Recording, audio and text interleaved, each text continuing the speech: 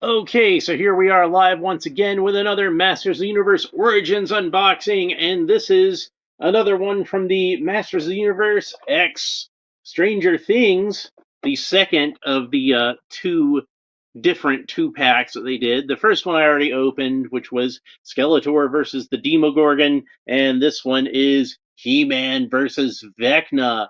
Modern posing retro play. It's got the Netflix logo on there. I kind of wonder if maybe this was part of the deal for Masters of the Universe content on Netflix. Was they get to do some Stranger Things toys?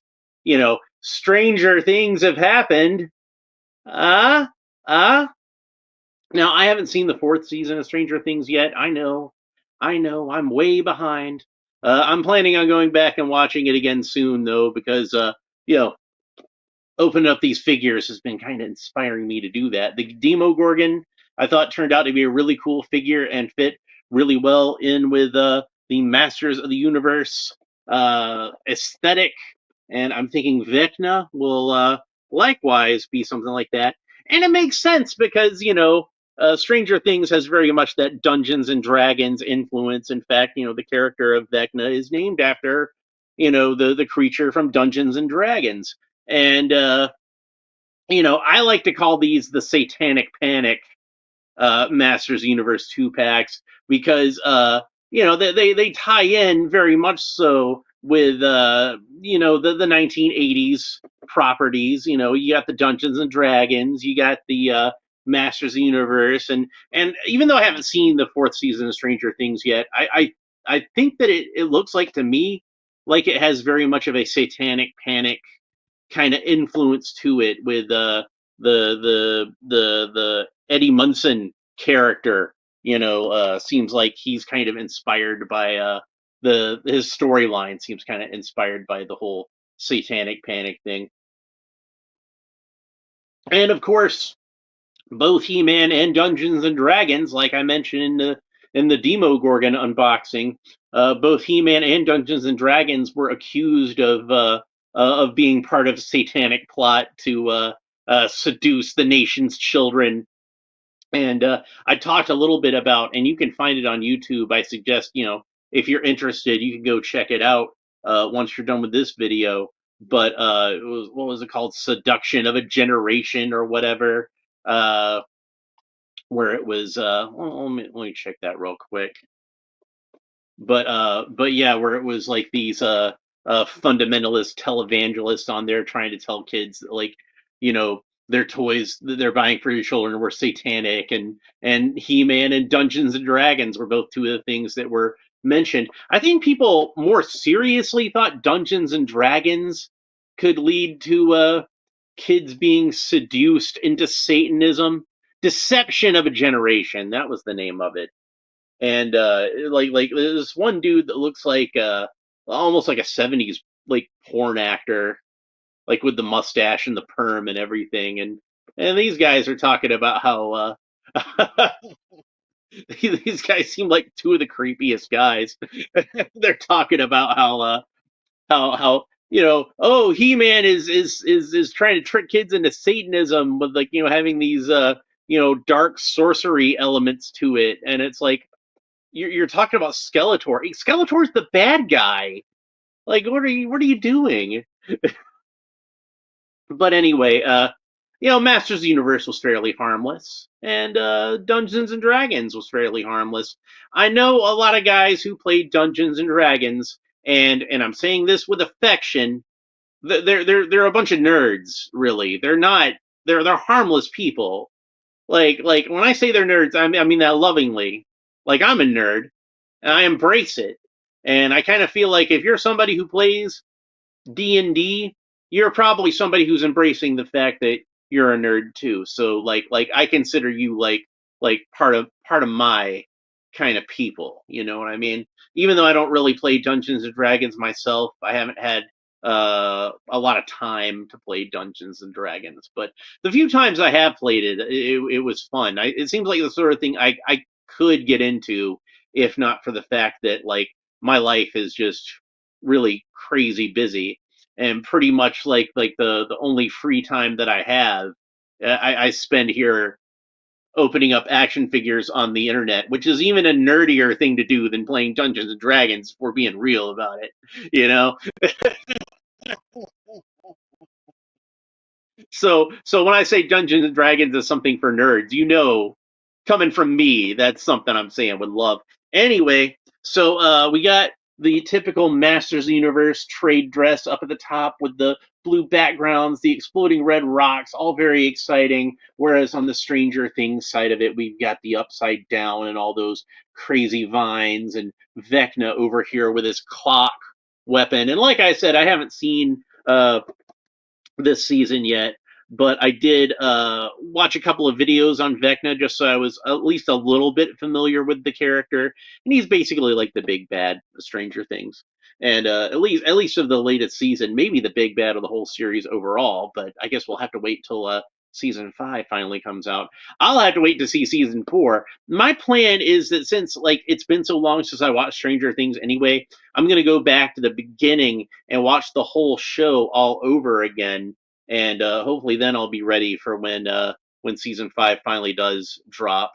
So, and I might rewatch the whole series again right before season 5 drops. Just to make sure I'm up on it.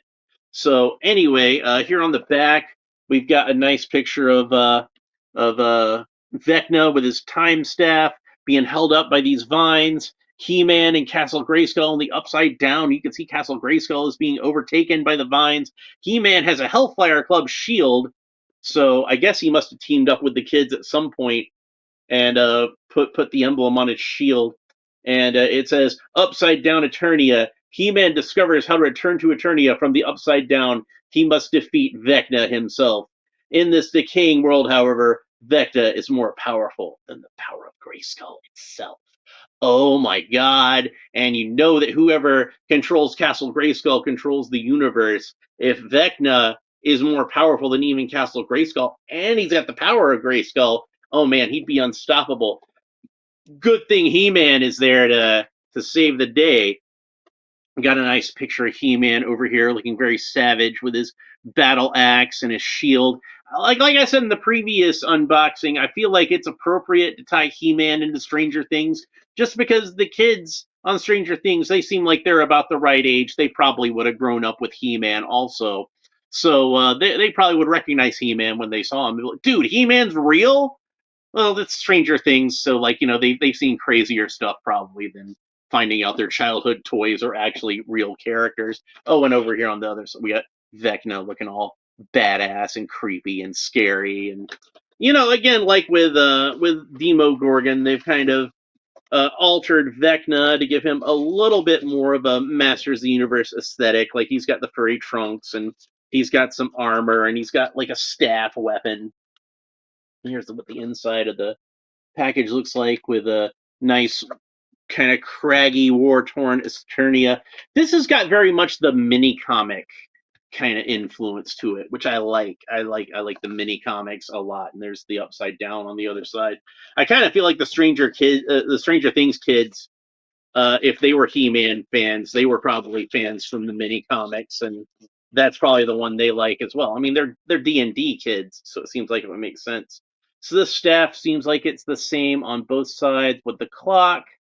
Both have the clocks facing directly towards midnight.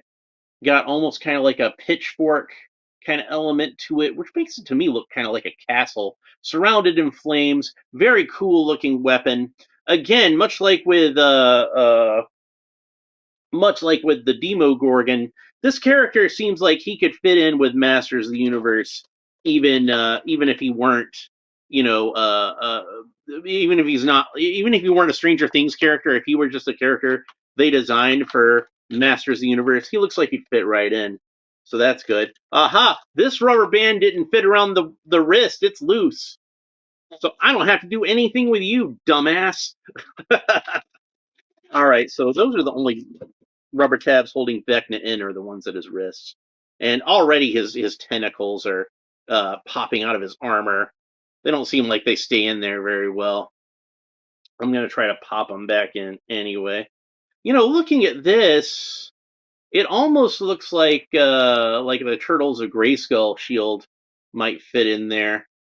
I might have to try that later. I don't think I have a shield handy over here. You would think I would, because I just opened up that Beastman figure, but I think I took those parts over to the other side of the room. Let's see if maybe I can turn one up. Well, over on the other side of the room, I know I have Man at Arms. Let's go ahead and just get him down. This is a really cool Man at Arms figure anyway, so I like this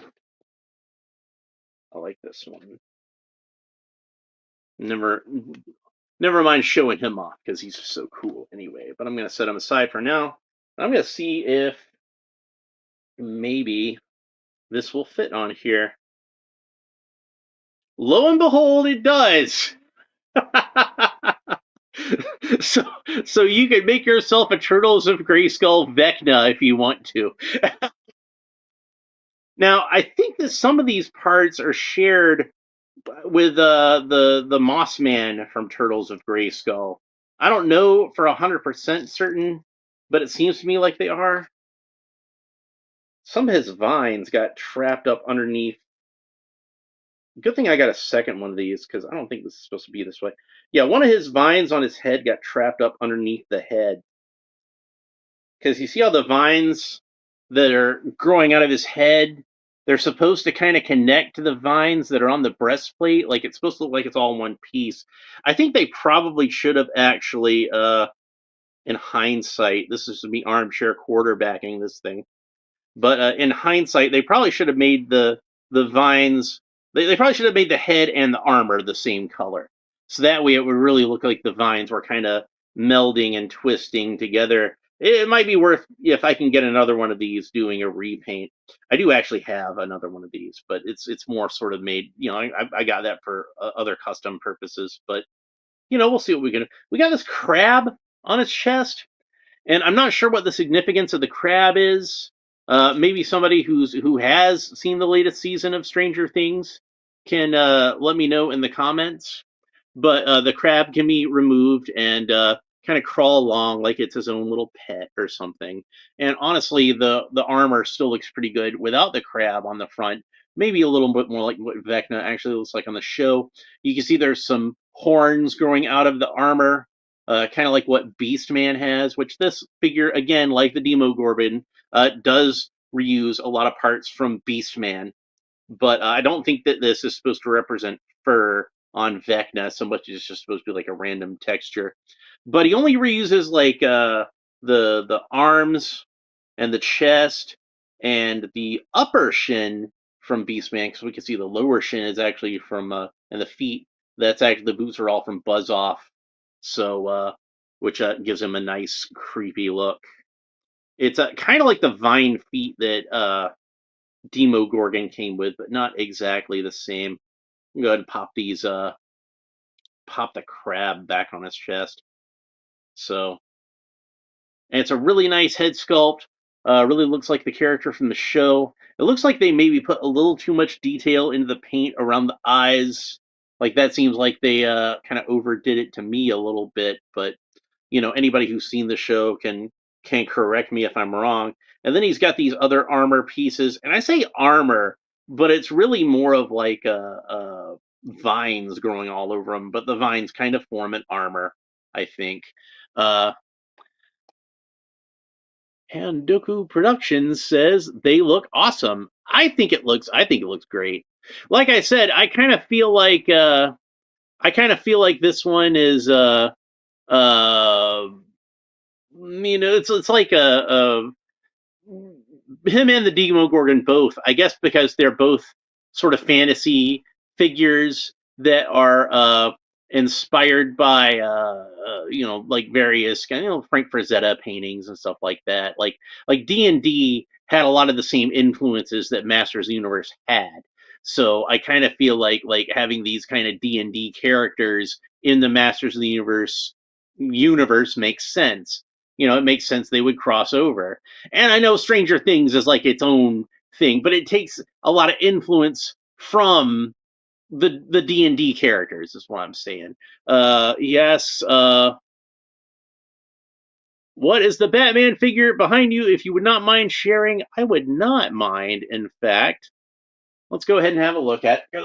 We actually just talked about this on the last episode, though. So this is a Crusader Batman figure that was a Warner Brothers store exclusive. I got a pretty good deal for him on eBay. It's basically the same as the regular Legends of Batman figure, only it has a light kind of pearlescent silver color for the bodysuit instead of the kind of grayish blue color that the original one had. I think that the purple is about the same color though on the cape and cowl. But other than that, it's basically the same figure as that one. It's just a special paint job they did for the Warner Brothers store back in the 1990s. So that's what that is. Anyway, where was it? Oh yeah, let's talk about the articulation. So Vecna can't look up very far. He can't look down very far. He's got that all the vines and everything, so he can look down a little bit, but he can't really look up that far. And the head does rotate all the way around, but again, because of the vines, it's going to kind of bump into the armor and everything. But but yeah, technically it should rotate all the way around. Of course, the arms rotate all around the shoulders, but they're going to bump into the crab. So, and they move up to the sides, and the shoulder armor doesn't really hinder the movement as much as you might think. You can see it kind of buckles here a little bit, but that's not too bad. I'm gonna have to get that Moss Man figure really soon because I want to do a comparison. I'm pretty sure that these are a lot of the same parts that are on Moss Man. So I'm not 100% certain, but it seems to me like it would be the sort of thing you would do, especially since, like I said, you can put those Turtles of Grayskull shells onto these figures. Uh, uh, Houndoku says that's beautiful. I collect a lot of Batman, especially the animated series era. Well, that would be right up your alley then, because that one was put out at the same time that they were doing Batman the animated series. And then he says, He-Man figures are always beautiful. I must start a collection of them soon. Well, if you don't have them already, yeah, get on it, because like I've been collecting He-Man figures since I was like little kid. So I've been way into it, but it was like the barbarian aesthetic and all that kind of stuff, and Castle Grayskull. Oh, I thought Castle Grayskull was so cool. All right, so let's talk more about the articulation. So he's got a single joint of articulation at the elbow, bends about that far, and then he's got wrists that rotate all the way around and have a horizontal hinge that move back and forth. Now, unlike the Demogorgon, he has one gigantic hand and one normal size hand, which is kind of odd. I would think that they would have just given him two of the large hands. But let's see if he can hold the staff in his large hand. If he can, then yeah, see, he can hold the staff in the large hand just fine. So I'm not sure why they gave him two different hands. Unless maybe on the show he has two different size hands. It's possible. I don't know. Because, like I said, haven't gotten that far yet. I still way behind on Stranger Things. I need to watch that fourth season. But but yeah, so it's pretty standard articulation for Master of the Universe Origins. Waist turns all the way around. He can kick up that far, which is not very far because he's kind of muscle bound. You got to shoot. Have a great stream. I've sub. Well, I'm gonna have to check your thing out when you're done with it. Thanks for stopping by. It's good to see you. All right. So anyway, uh, knee rotates all the way around, straightens out like that, bends in about that far. It's got a boot cut. Boot rotates all the way around. Foot points down about that far. Foot points up about that far, and of course rotates all the way around. He's a good, creepy looking, nasty monster character that we love to see in Masters of the Universe. And it doesn't even matter, like I said, to me, whether or not this is actually a Stranger Things character. He fits in with that Masters of the Universe world. You can use him as one of your bad guys. He can even be a good guy if you wanted him to. If you're just pretending like he's another character, might as well just make him a good guy, not like the root of all evil. And I do mean root, because this guy's got vines all over him, like that take root in people, and he's all creepy looking, and he's a really cool monster creature type character that we love to see in Masters of the Universe, regardless of if he's like an original character to this universe or not. He fits right in perfectly just like the Demogorgon does. So we're going to set Vecna aside for now and move on to the hero of our set. Unlike the previous one that was villain versus monster, this is hero versus villain. And Demogorgons I don't think are necessarily evil. They're just kind of monsters. They're kind of animalistic in that way. They're kind of have an alien mindset, like a blue orange morality, if anything else. And I don't necessarily think that they're, even though they're antagonists on the show a lot of the times, I don't think they're necessarily like evil creatures so much as they're just creatures. They behave in animal kind of ways. Vecna is evil. Like he's definitely a villain. So I'm looking forward to getting that character because he seems like he'd be a really cool villain too. So and he's still got the rubber tabs at the ankles. I'm not going to rip through them right now, and we're going to get to He-Man in a minute. But here's a quick look at him to tide you over, and this is going to be a really cool He-Man to talk about. I'm really looking forward to getting into this. All right, so let's first talk about his accessories, which, for the most part, are the standard He-Man accessories. It's the same axe that we've seen with these figures many times. It's the same sword, the Sword of Power that we've seen with this figure many times. Only this time they're sculpted in a more metallic color. For the axe, of course, a dull bluish gray color. The sword is always silver, but at least with He-Man, with Skeletor, of course, it's purple. But He-Man's sword is usually colored silver in this line. It was pink with Prince Adam, and we can see this one is a darker silver, like a gunmetal color, and the axe is the same color to match it. And unfortunately, like I guess because of the way the silver plastic kind of mixed together, I got kind of a little bit of an imperfection right there. It looks better on the other side, but like I think like just like right where that edge is, the plastic, the metallic flex didn't mix in with it very well. But the sword looks beautiful. Look at that. And he does come with a shield as He-Man usually does, but this is not your typical He-Man shield because as I pointed out on the artwork, he's got the Hellfire Club logo sculpted onto it, and it looks really badass. So I'm thinking, like I said, in this version, He-Man must have met the Stranger Things kids at some point and encountered them and put their logo on his shield.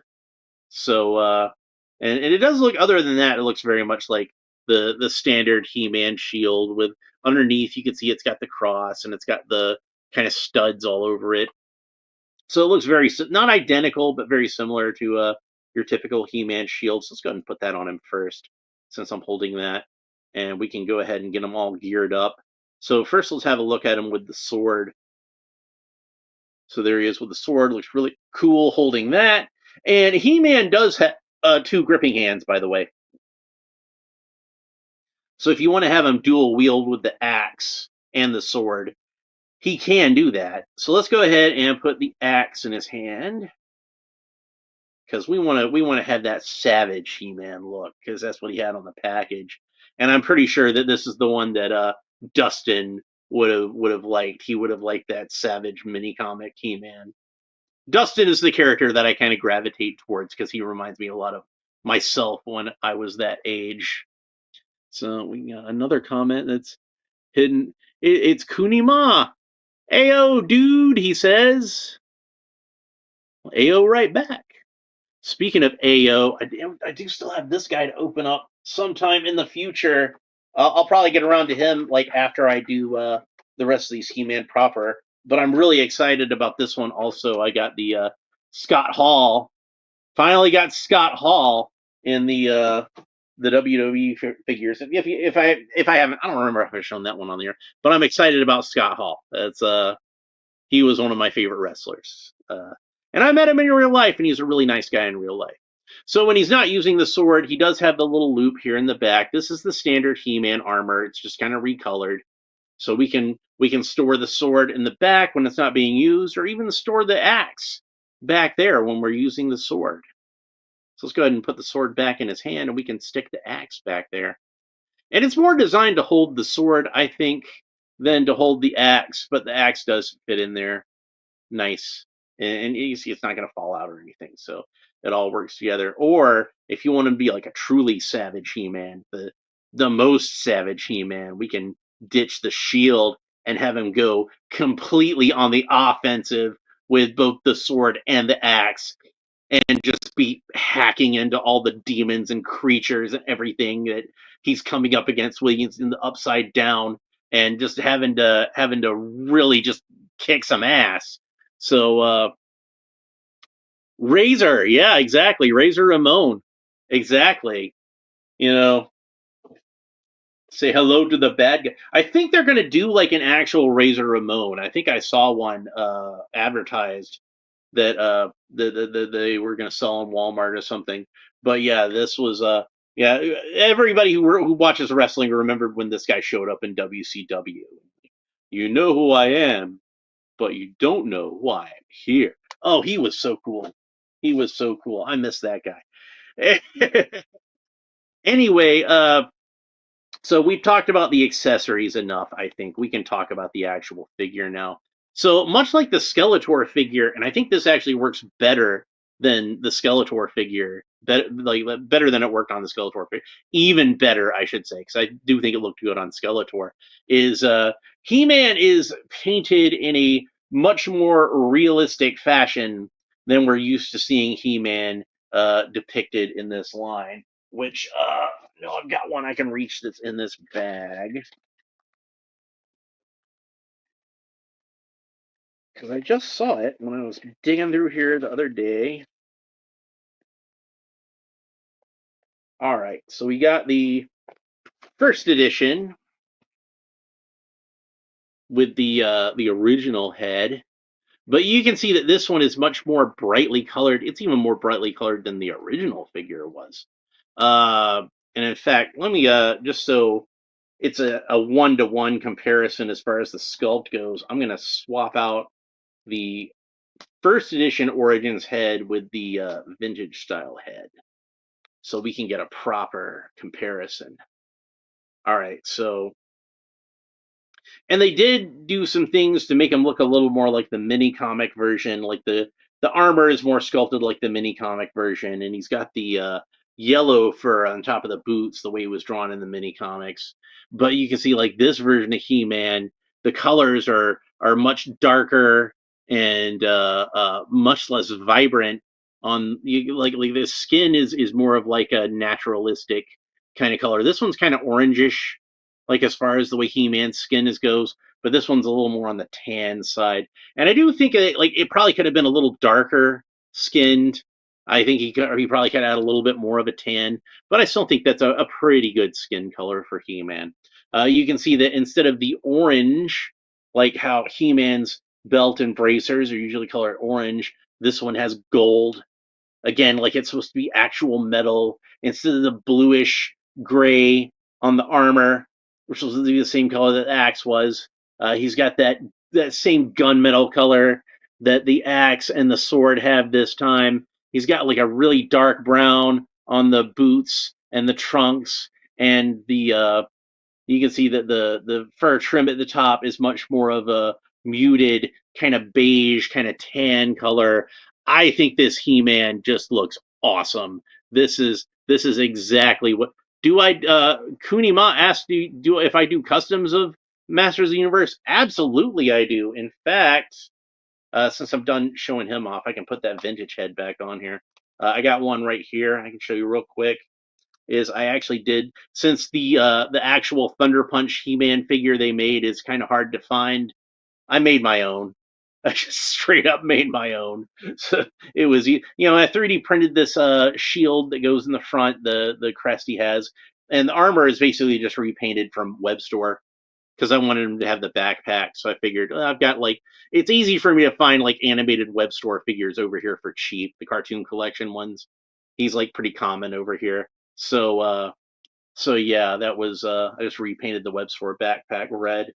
But check out some of the shorts on there. Like I think I've got some shorts. I'll probably have some more coming up soon because I got a lot of stuff I'm working on.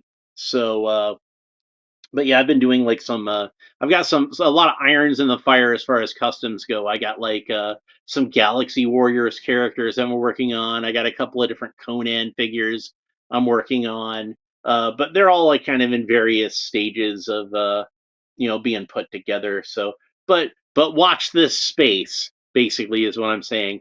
So anyway, yeah, like I think that this is a really cool look for He-Man with the more sort of muted colors, and you can see that they've kind of dry brushed on, kind of airbrushed on some shading, like with Skeletor.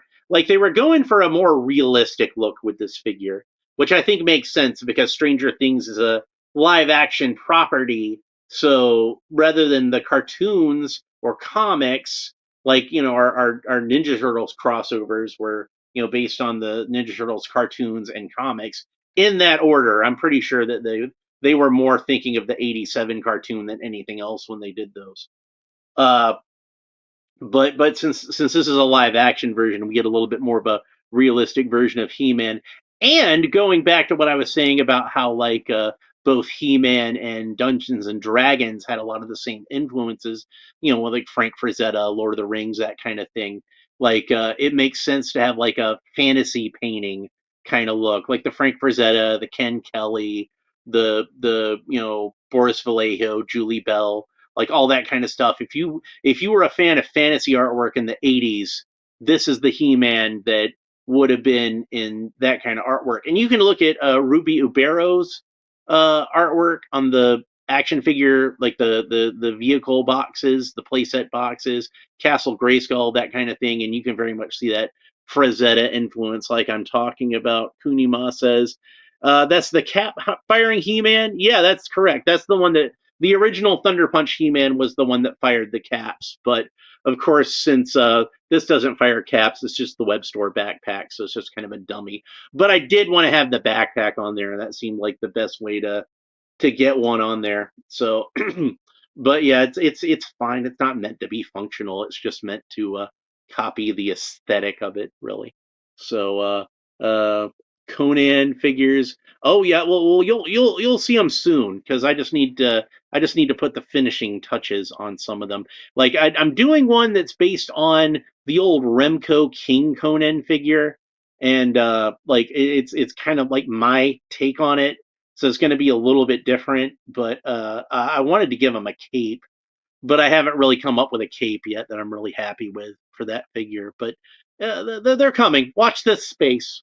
They'll probably be in the shorts when we get around to that. So we already talked about the articulation on Vecna, but we might as well talk about it on He-Man also. So He-Man looks up about that far, looks down about that far, tilts his head kind of quizzically from side to side, rotates the head all the way around. Of course, the arms rotate all the way around the shoulders, and they move up about that far. He's got a single joint of articulation at the elbow, which bends in about that far, and then that rotates all the way around. He's got a joint of articulation at the wrist, which rotates all the way around and moves horizontally back and forth. As I already pointed out, this He-Man has two gripping hands, so he can dual wield his weapons. He-Man can twist all the way around at the waist, and as a Masters Universe Origins figure, you can disassemble the figure, pop off his head, pop off his arms, pop them apart at the waist.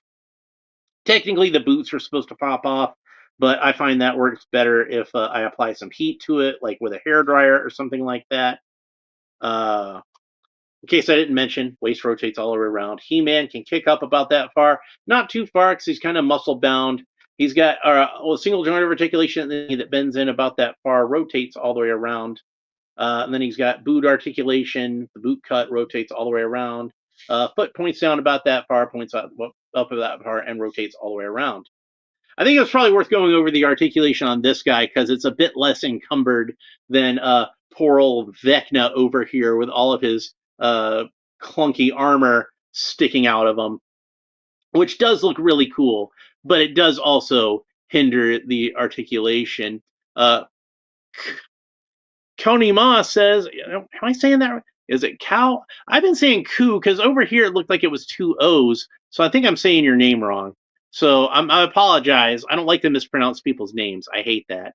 But uh, but County Ma says, I'm trying to find a Frank Frazetta horse and rider model is hard to find. It's the old Molly Hatchet album cover. Do you mean the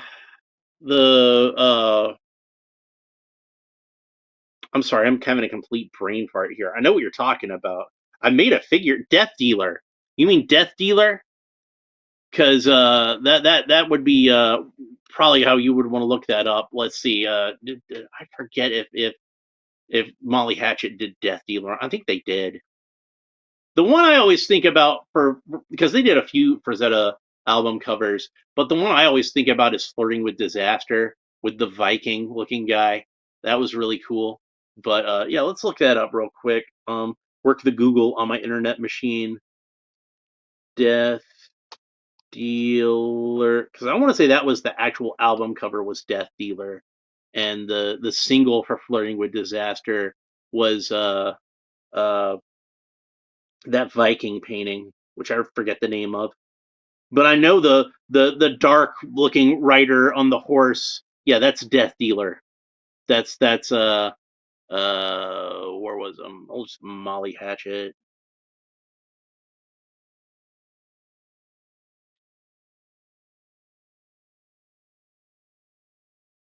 Molly Hatchet Death Dealer.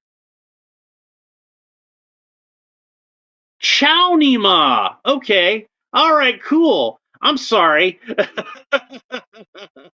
Now it makes sense. Okay, okay. I'm sorry, and I've been saying your name wrong all this time, and it's because like I'm reading this off on my phone, and from all the way over here, like the lowercase a, it looked like an O, so I literally thought it was coup. I've been saying coup this whole time because I was reading it wrong like a complete idiot. Yeah, Death Dealer. I made a custom of Death Dealer. You can find the video. I did it a while back. Unfortunately, that figure got misplaced while I was moving, so I have no idea where it is. And it was one of the coolest figures that I've ever made in my entire life. So I have to make another one just because, like, I love Death Dealer so much. But I have the axe, the Sun Gold Galaxy Warriors figures had a very heavy Frank Frazetta influence on them, which I like. So I actually uh, 3D printed their version of the bearded axe. That's the one that I use for my Death Dealer figure. I just kind of like I heat it up, this PLA plastic, and kind of bend the axe in kind of an S kind of shape, so it has like a little bit more of that Death Dealer sort of look to it, because you can see the the the handle of it is very straight up and down. So so yeah, but you the PLA plastic, you can soften it up if you use a little heat on it. So oh, here's another one because I had a Samurai Beast Man holding it real quick. But but yeah, you should if you're interested in that, yeah, definitely check out that video because that was one of my proudest figures that I ever made, and I'm about to make another one because I don't know what happened to that one. Anyway, so the He-Man figure is really cool, and if you're lucky, you might still be able to find these at your local Target. I know at mine they were clearanced out, so I actually bought a few of these sets and a few of the Skeletor versus Demo Gorgon sets because I thought they'd be really cool for custom pieces. But I definitely wanted to have just at least one of each of the figures to keep intact because I just think they're really cool figures. Like, and I'm really happy with this He-Man figure. This might be like this might wind up being kind of like my definitive He-Man figure going forward. And he uses the vintage head sculpt, which I really like. And I think it's the same mold that the yeah, this is I'm pretty sure this is the same mold that they've been using on the previous He-Man figures, but just the way they've got it painted, I think makes it look a lot more like the original vintage toy. And I'm just loving this figure. I'm really happy with him. So it's kind of funny that in a set where we get like basically an original character that we've never seen in the Masters Universe line before from like one of the biggest streaming shows was like on in the world, and he's a really cool figure. Don't get me wrong, and I'm glad to have him. He's awesome. But to me, the real rock star of this set is He-Man. Like he's got to take it because they did such a good job with this He-Man figure. They really knocked it out of the park, and I think it's the best He-Man figure that I've seen in Origins. thus far. And the original Origins figure, it's fine, but this is like a little bit more cartoony as far as the colors go, and that's fine. I know people love the cartoon. I love the cartoon. I watch the cartoon all the time on YouTube. It's free to watch on YouTube, and it's still a fun cartoon to watch. It like kind of takes me back to that. It hits me that nostalgia button. Takes me back to a more innocent time, and I enjoy that.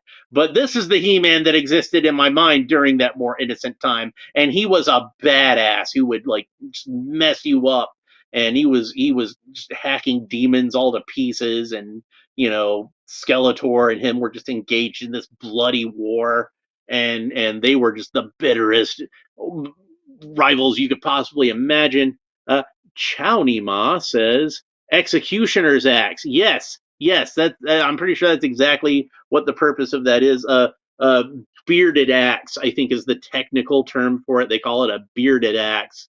You can see why, because it's got like a beard almost. But yeah, that's when I saw the Galaxy Warriors figures, I was like, dude, that's Death Dealer's axe right there. That's what I got to use for that.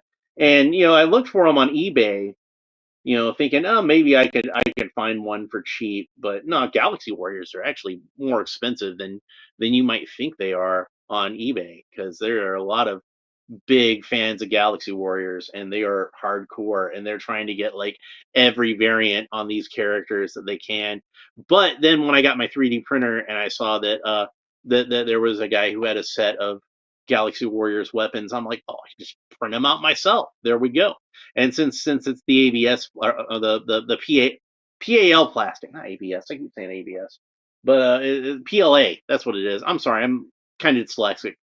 But since it's that PLA plastic, I can kind of heat it up with a hair dryer and warp it and get it to be that right shape. So yeah, I'm gonna make another Death Dealer figure, because the first one I made was awesome. I think I can make an even better version if I make one now. So anyway, that is pretty much it for our look at He-Man versus Vecna, one of the greatest heroes of all time versus one of the most evil, disturbing, creepy villains of all time. This guy goes up against Skeletor on a regular basis, and he's gonna see Vecna and be like, dude, this guy even gives me the creeps. I gotta kill that thing.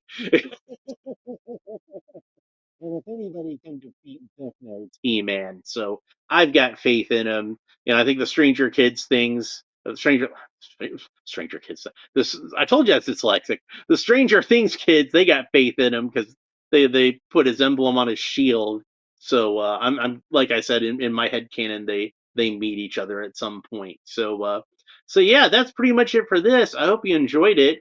If you did, please make sure that you like and subscribe and all the fun YouTube stuff down below. Leave a comment. Let me know what you think about these characters in general and these figures specifically.